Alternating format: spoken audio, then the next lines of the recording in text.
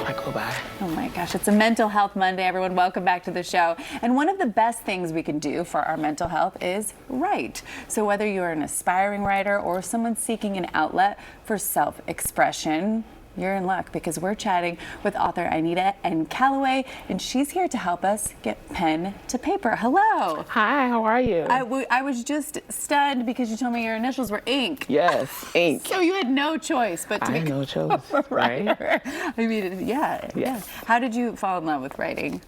So when I was growing up, I always had an affinity for writing. I excelled in writing classes and always wanted to learn new words, right? Yeah. I love to watch great TV, but actually pain is what started me for writing. In 2018, I had a mountain of issues going on the heels of a divorce, not where I wanted to be in life, right?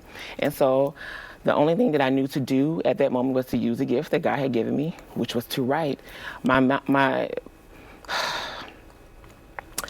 My problems were stacked up, and it seems like it was big as the world, right? Sure. And so I was just looking at my problems, and the only thing I knew to do was to write. And so I came up with a quote during that time, and it was, "I'm boxed in, but I'm writing my way out. With each swipe of my pen, I finally see an escape route."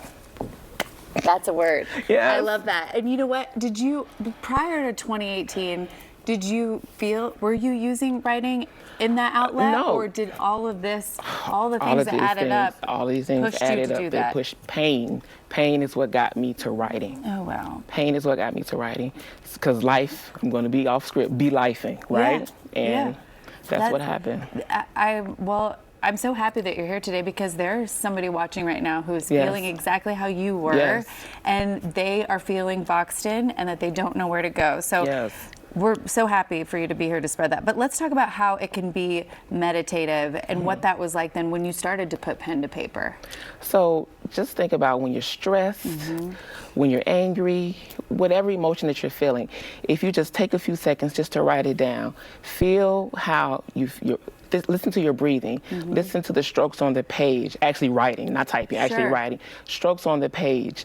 Think about your emotions that are pouring out because it's better out than in, right? And then you can go back and look, because sometimes when you think about, what you're thinking about, it's okay. But when you go and read what you were thinking, you can look at yourself outside of yourself and say, oh, wow, I was really struggling in that moment. Sure. Or, oh, wow, maybe I need to seek help outside of myself. Right. It's such a connection too, because I think a lot of times when any of us start something new, we feel like, oh, we can't do that. We're not good enough to do that. Absolutely. I don't want somebody to see what I've written. But that moment with yourself, when you are just you and the paper and the pen, you can really, truly be your authentic self. Exactly. And you know, it doesn't have to be pretty because it's for you, unless you want to, start publishing your work. But when it's you with your notebook, when you're being authentic with yourself, that's the best time. I was gonna say, that's so tears beautiful. on the pages, tattered pages, fire, whatever. Yeah. Because it depends on how you're feeling, right? Food stains, whatever you're feeling, rips. Because I've had some of my journals, I've been through the ringer. Yeah, I love that. Anita, that's beautiful. All right, let's talk about as we get older, writing helps us keep cognitively sharp. Sure.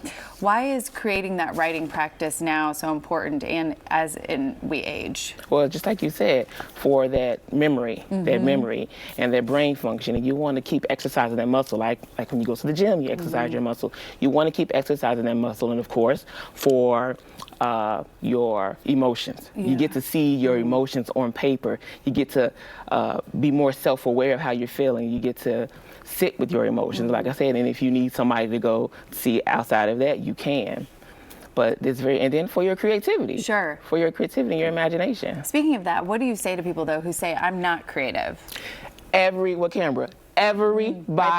is creative. Yes. Everybody is creative. Some may be a little more than others, but everybody is creative. So think about it like this. So I have another quote, right, that my working quote for creativity, which is creativity is reimagining a known idea and coming up with a new outcome, right? So just think if you had a salad, right? You eat salad every day, spinach and tomatoes, and you say, you know what? I don't want spinach and tomatoes every day. I don't. Let me throw some feta in there. I don't. Let me throw some dill in there. So you're being creative, and you don't even realize it. Sure. When we think about it in a different way, we're being creative. Just think about your ride home. If you have to sit on 85 traffic, and you say, you know what? I want to get off.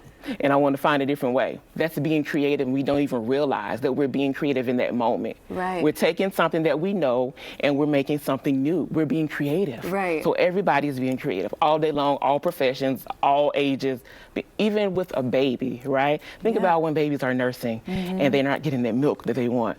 They'll move their little heads. Yes. They'll prop their feet up. When they get older to get that bottle, they'll bite the nipple off, right? Whatever they need to do to get the milk. They're being creative, right? Yeah. Everybody is creative. And don't get bogged down by a word that could be holding you back. Like maybe it's called something different. Absolutely. And, and that's where you thrive. Okay, quickly, I have 30 seconds left. What advice would you give to get us all started into starting a writing practice? Just write. Yeah. Just do it. Put the pen to paper. Okay. Right? And believe in yourself, right? You can do it. 4 to 5 sentences every day before you go to sleep or when you wake up. Put the pen to paper. You can do You're it. a published author. You're so accomplished, and you're helping a lot of people right now. So tell people where they can find you and your books. Inkwrites.com. That's INCWRITES. And then, of course, Amazon. You can find me there. All right, Inita, thank you so much for being here. Thank you. I so enjoyed getting to talk with you, and much continued success to Thank you. Thank you. All right. Yeah, let us know how you get started on your writing journey. And Inita, you're the best. All right. Thank you. Up next,